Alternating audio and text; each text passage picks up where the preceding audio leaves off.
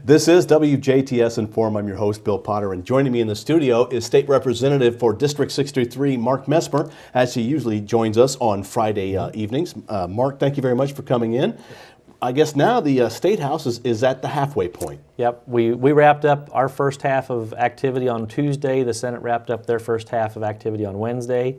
We worked late a couple nights to get done a day before they did. So, we passed 175 bills out of the House the first half of session. The Senate passed 213 bills. Obviously, the big item we had to wrap up was the budget, which we passed on Monday, and then Tuesday we took basically administrative work. We got Senate bills assigned to committee and did some resolutions and got out of there a decent time on Tuesday. So we're at the halfway point, and got a lot of good positive things done in the first half of session. This year the session seems to be really working well. I mean, it doesn't seem like there's a lot of disagreement. Not a lot of highly controversial bills, which is a pleasant change from the last 2 years. Very much appreciated.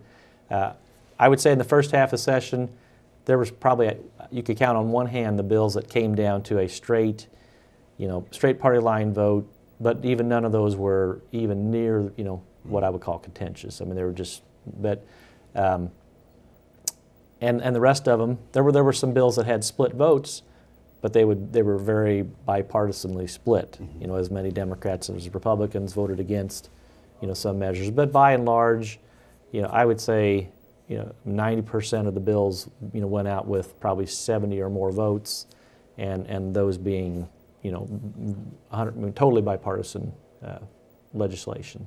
And we've actually already had a bill that has been signed into law that was on the fast track. This week, had to do with the property assessment for farmland. Yep, Senate Bill 319 got signed by the governor this week, so it'll put a freeze on the Department for Local Government Finance's attempts to try to adopt new soil productivity factors into the agricultural ground assessing process, and require them to go back and reformulate or recalculate their assessment process. If they want to use the new soil productivity factors, fine, but go back and adjust the original formula so your farmers don't see a 50 to 100% increase in their property taxes. And that takes effect how soon? How immediately? Immediately. Yeah. Today. Yep. Okay. And so it'll put a freeze on that for another year, and requires them by September of this year to submit a new proposal on the ag assessing formula. Okay. Now, I guess the budget has been passed by the House and now goes to the Senate. And how long will it sit there? What will happen there? It'll start its appropriations committee hearings in the Senate next week, I'm sure, and they'll go through section by section, just like the House did the first half. Analyze all of the categories of spending and look them over, make adjustments that they feel might be necessary.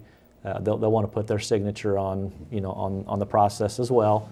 And then on April 15th, roughly, the state budget agency, it has a nonpartisan group of economists that'll put together an updated revenue forecast. They do one in December. That's kind of the platform that we use for developing the budget in the House, and they'll do another one in April. And as the Senate goes along, they'll go and make their any tweaks that they think they need to make to the budget. But then on the April revenue forecast, if the forecast is for increased revenue to the state, they may go through and bump categories up.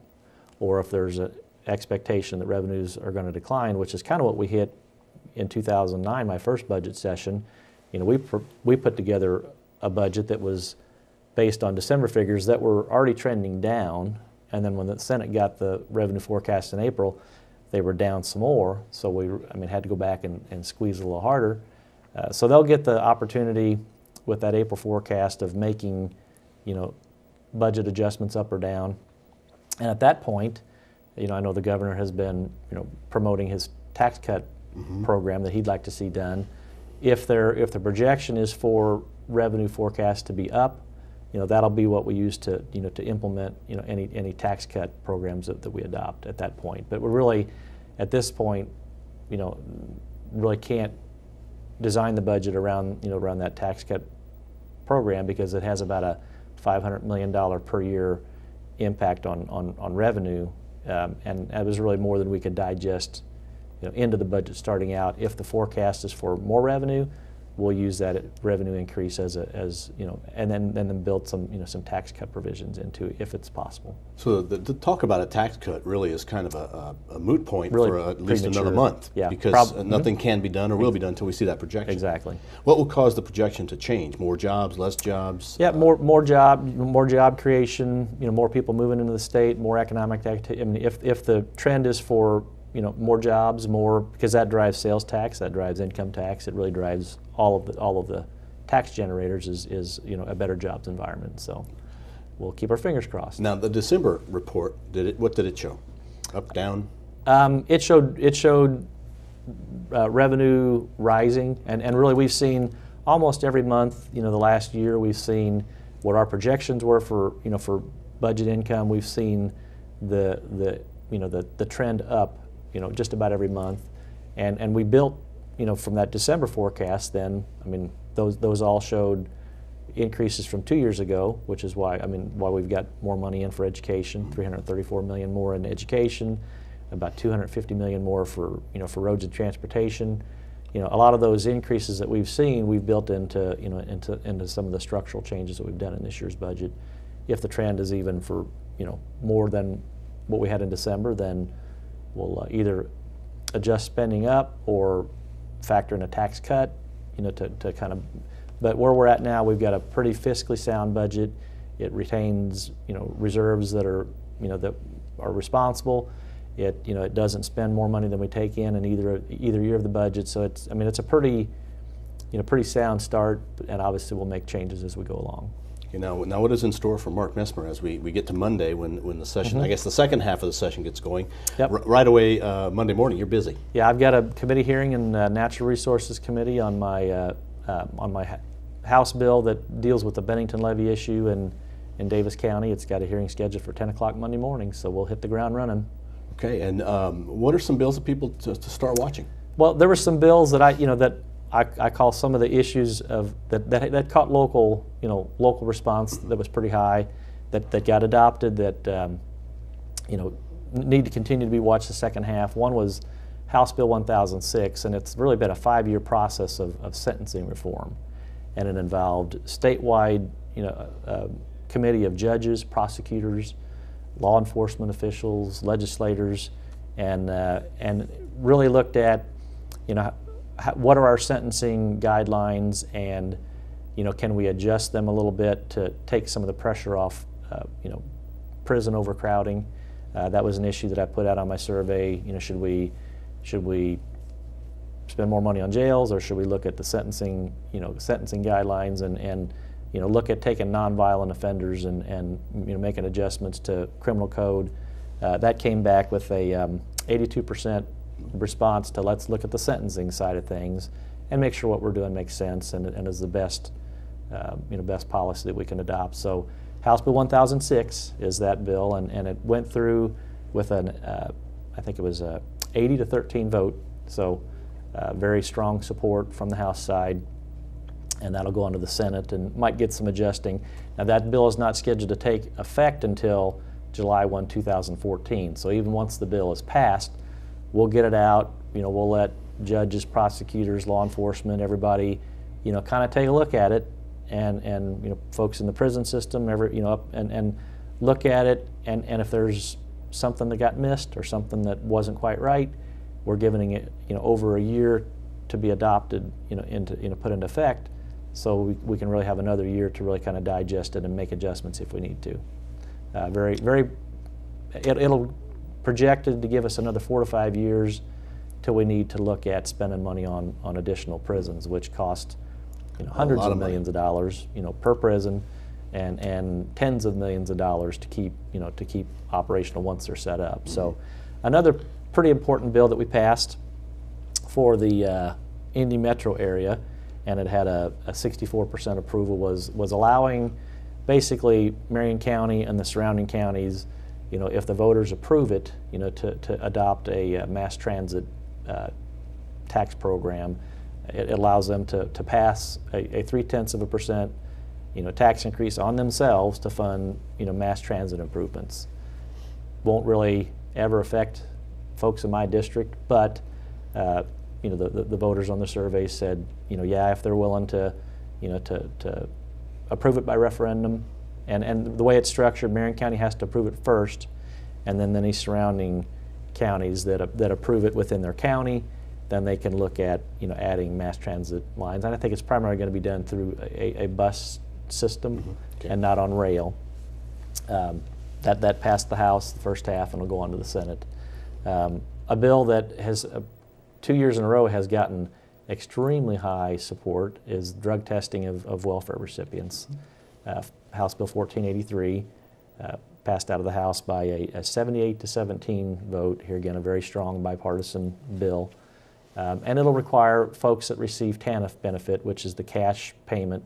It's a state, federal, combined cash benefit to welfare recipients. It'll require them to be agree to be into a random pool. If they fail a drug test, they're not out of the system immediately. If they fail, they've got to agree to go into some type of treatment system. Okay. And if they do, then over the next 4 months, they've got to pass two clean tests. And if they do, then they can all through that whole process they continue to receive their benefits if they're testing negative for drug use. And if they fail to pass that, then they get bumped out for a 3-month period, come back clean, and then they can reapply. So okay.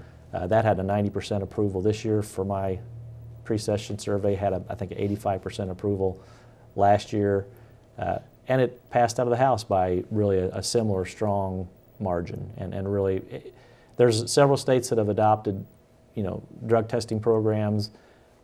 We've tried to shape one that'll survive any constitutional challenges, and think we've got a pretty good bill. So hopefully the Senate will follow through with it this year. Last year, it had maybe a little bit more controversial provisions in it, and the Senate didn't get it out of committee. It stalled in committee on a 5-5 vote last year in the Senate Health Committee. So it just kind of died there. Yep, died there.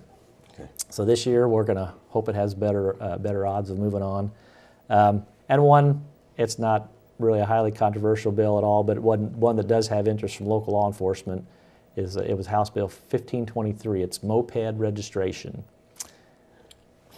So you see them everywhere. Yeah. Oh yeah. And that bill has been attempted to get passed my 5 years up there, and every year it's gotten voted down because this one doesn't require, and there's logical reasons. We don't require driver's licenses and insurance, for a moped that goes under 30 miles an hour. That's kind of the breaking point, because if you've failed or if you've gotten a drunken driving charge and you've lost your license, or if you're a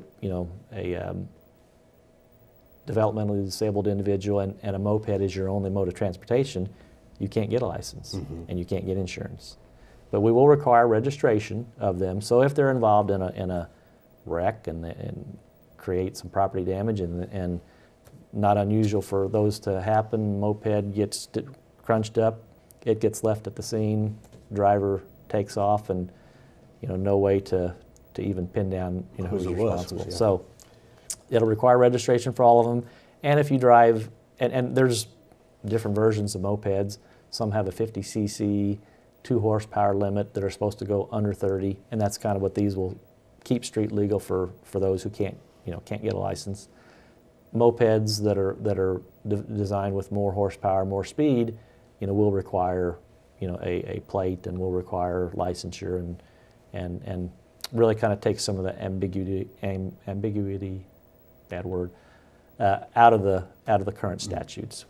I think they've called them motorized bicycles. They've called them scooters. We basically redefine things to current term is mopeds, and above or below 30 is kind of the break point for what folks have to do to comply. So registration may come for those. Okay. Yeah. Well, is that? There's always so much to go through, but hundreds of bills to talk about. But these were some of the obviously highlights. The budget. Yeah, budget, most important thing we dealt with, and a few of the bills that were highlighted. I did have a bill got passed, one of my economic development bills on reduction of the financial institution tax that goes on to the Senate. And that bill will really be one that'll free up more capital for state chartered banks to invest, back in Indiana businesses. So, I mean, a very positive bill for economic development. For biggest struggle we hear from continually from businesses is access to capital for growing their business. And this will bring hundreds of millions of dollars. By the time you take the capital money that the state institutions get to keep, they can get 90%, federal, they get a 90% above that in ability to make loans. So it'll be a huge impact for access to capital in the state. And moves on to the Senate, where I think Senator Holman passed a similar bill on the Senate side, and he's sending his bill over to me the second half. Slight different versions to it, but functionally the same bill. So got out of the Senate already. It shouldn't have too rough sailing when it gets over there. Oh, well, good. That's good. Mark, thank you very much for coming You're welcome. in. It's good to have you in, and we'll see you again next Friday. Yep. Looking forward to it. This is WJTS. We appreciate our guest, District 63 State Representative Mark Messmer. Thank you for watching. We are local people watching local people.